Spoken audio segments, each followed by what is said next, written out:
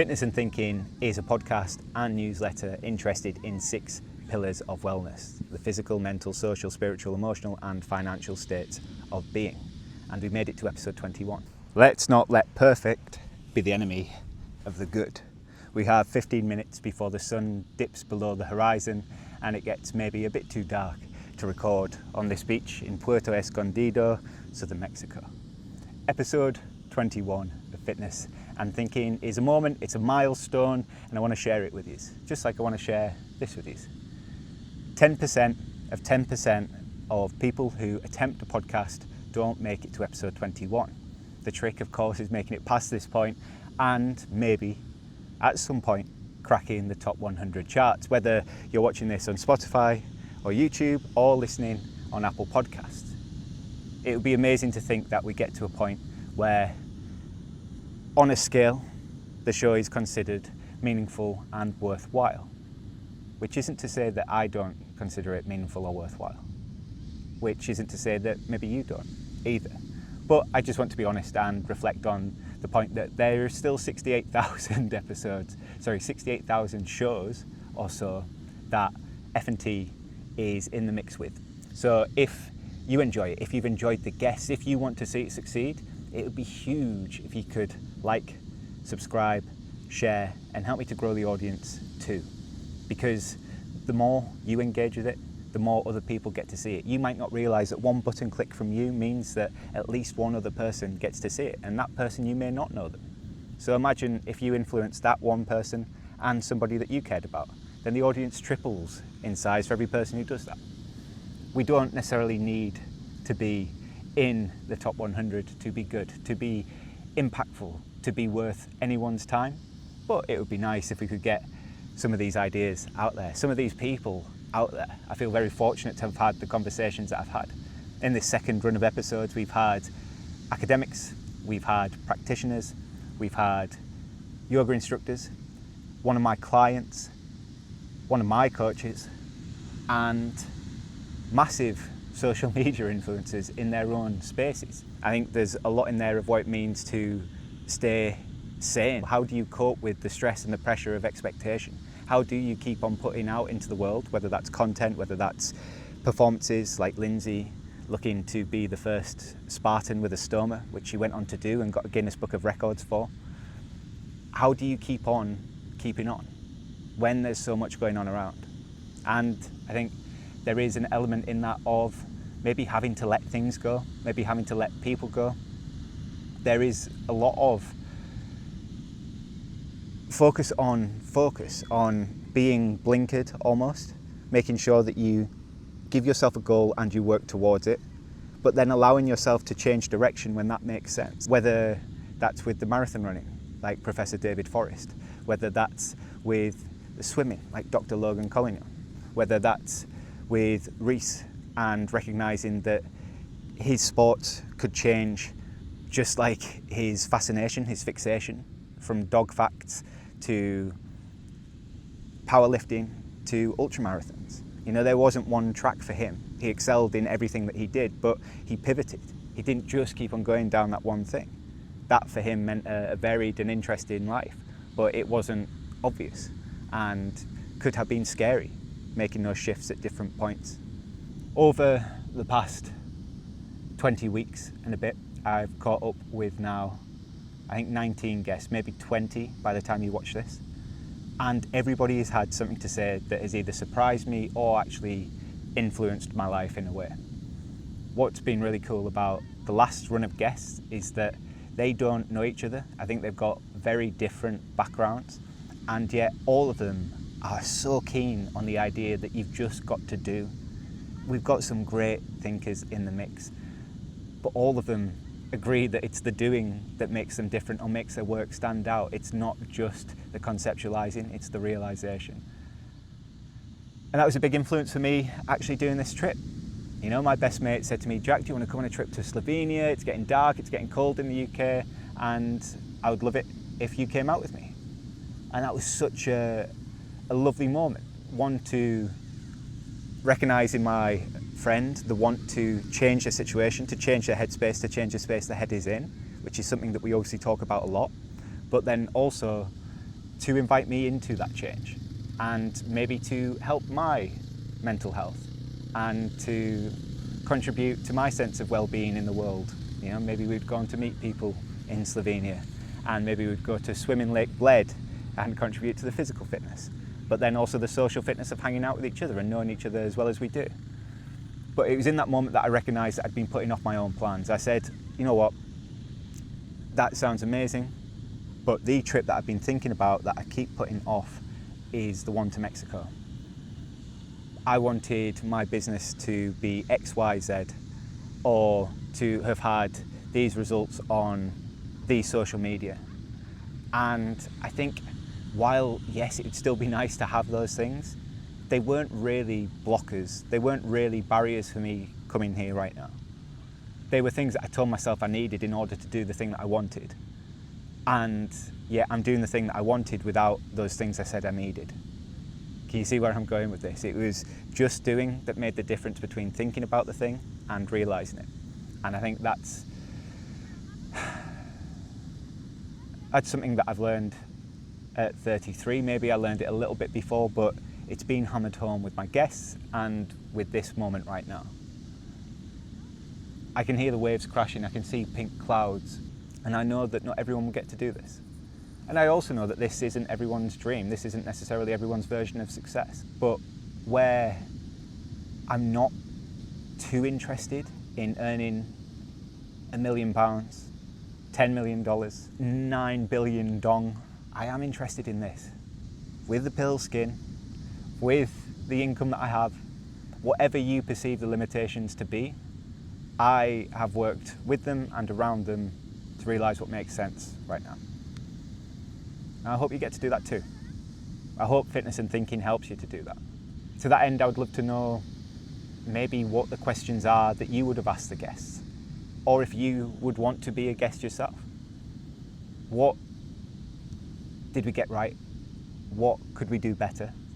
What questions do we need to ask? What themes do we need to cover? Who do we need to have on to broaden, deepen our understanding of what it means to be fit in this world? Part of the reason why I started this, you might be interested to know, is because I recognised that when I moved from London to Sheffield, I basically moved from friends to completely alone. Now, Sheffield is its own character, its own place to be, but it didn't necessarily keep me warm at night. It didn't necessarily reassure me that things were going to be okay. I went to salsa classes, I went to swing classes, I tried to find a netball team to keep that going from London. I deliberately worked on Sundays, which were days that I struggled with. So I had online clients when I first moved, and I was doing my digital marketing Monday to Friday and then Monday to Thursday. And in all of that time, I didn't really have the friends.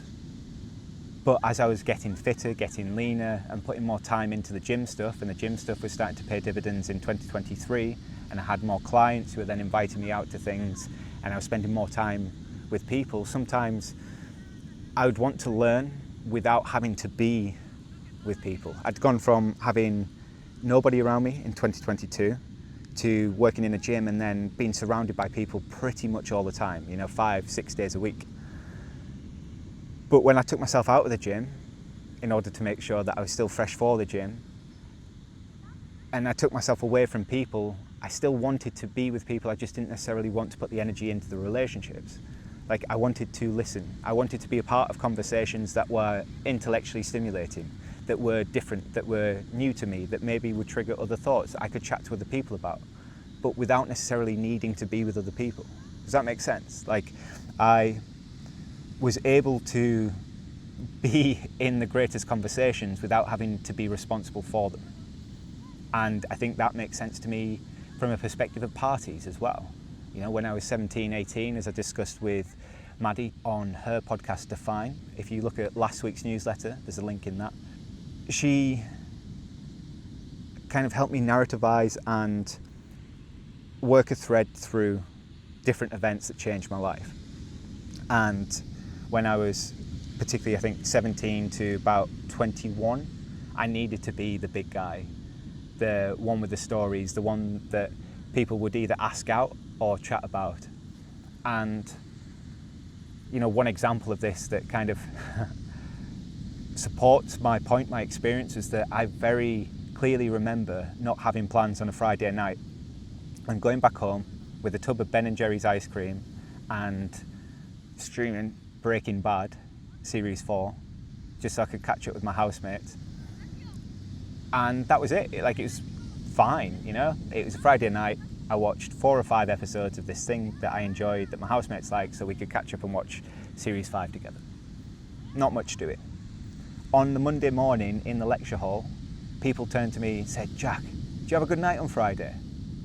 I said, "Yeah, it's all right, wasn't it? Didn't really get up too much." Didn't get up too much? You don't remember it? You were mad, man. To this day, I don't know. Maybe I dreamt Breaking Bad, but the details were far too clear. I remembered all of Series 4 when I rewatched it last year. So I do think that I was in on Friday night and I was mistaken for somebody else. But even hearing that story, I think it had gotten to the point where I didn't even need to go out to be worthy of what was positive comment. I liked that. It thrilled me in a way. But then I had my moment of kind of ego collapse and personality doubt, and my anxiety went through the roof, and I wasn't able to have the sort of conversations that I was having. Now, a lot of them were geared towards making friends very quickly and to pull in women. So I'm not saying that they were necessarily the deepest conversations, but they were fun in their moments. And when you go out to clubs, at least there was when I was going out, there was that expectation that you could meet people there, and it was fun. And as part of building myself up from, being able to talk to everyone to not being able to talk to anyone, to then kind of getting to the point we're at now, I looked at ways I could be involved. So when I was studying for my masters, I DJ'd at the Students' Union, and I was able to get some funding to run a cocktail night. Now, of course, I was the one who organised the cocktail night, and if that had gone poorly, then you could say that was my fault, and maybe that was me putting myself out on a limb. Except I backed myself, and I had a clear menu, and people bought into it, and people brought their friends. But I didn't have to do everything at the party. I was just there to do cocktails. Does that make sense? I don't know if it does. I wasn't trying to be anything other than the barman. And if people wanted to stay around and chat, then that was great. And I got talking to some new people by virtue of having a role to play. I think sometimes that's really helpful, is that if you feel like as you can't go into it, could you go into it with a sense of purpose, with a job almost? You don't have to do that, but I've just found that it works for me, whether it is as the DJ or as the barman.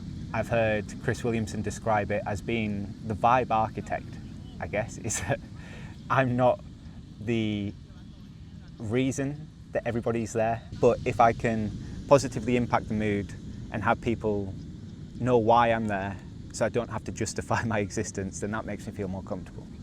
And maybe I think with the backpacking stuff, I don't even need to do that now. I can just sit at a table and play cards like I did this morning, which is a lovely experience. I have the newsletter to write, I have this podcast to record, but when else am I going to play Cambio and Shithead with these guys from France and from Sydney and talk about a wall of vulvas in Tasmania at the Hobart Gallery? Yeah, doubting yourself's tough, particularly if you've got the evidence to say that you are capable of the thing. But I think a lot of people doubt that they're capable of doing things without having built the evidence in the first place. And just as fitness and thinking for me is a way to have conversations with people that I respect and maybe give them a reason to have that conversation with me, if it weren't because they know me as a friend or they respect me as a coach or as a thinker. It's because there's a format that they can step into that might benefit them in some way. Putting in 21 reps of this as the host, the producer, the editor, I'm still terrible at social media. I really would like some help with social media. So whether you want to be a guest or whether you want to be on my production team, I am all ears. I really do want to chat. All of these moments have enabled growth, enabled the work, the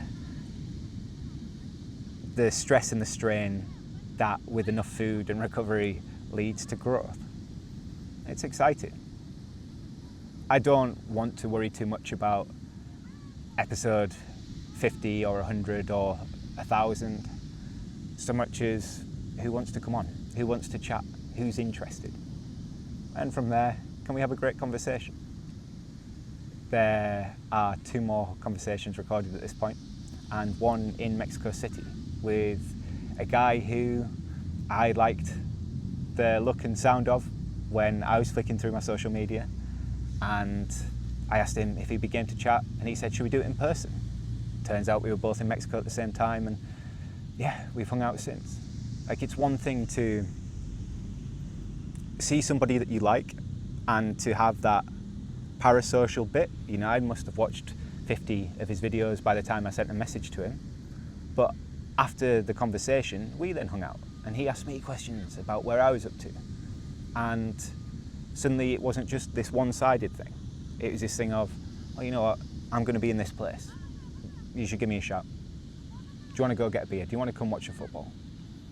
And that's something that maybe has taken me years to build with people from home, and then I've lost. It took me an hour to build while I was out in the world as an adult who believes that we can all have good chat. We just need to practice. All right, I think we leave it there, you know. I've put all of the episodes in the description. If you're on YouTube and Spotify, you should be able to jump straight to that episode. On Apple, I have only started uploading from episode 15. So it might be a nice opportunity, if you're interested in the guests and the themes that we've already discussed, to go to the visual platforms and maybe check out who our guests are and see if you like the flow of it. Maybe it's something that you could actually watch. Sun setting, waves crashing, kids playing football over there. Just feeling lucky. And I'm really happy that you're here with me. And here's to whatever comes next. We are in a flow of putting episodes out every Wednesday evening based on GMT time on Apple, and every Thursday morning on Spotify and YouTube. If you'd like to see more episodes, then leave a like, definitely subscribe, and maybe give me a comment. And together we'll keep on rolling, and we'll keep on building on our understanding of what it means to be fit in this world. All right, I've been Jack Man. This is Puerto Escondido. Use a class. I'll see you in the next one.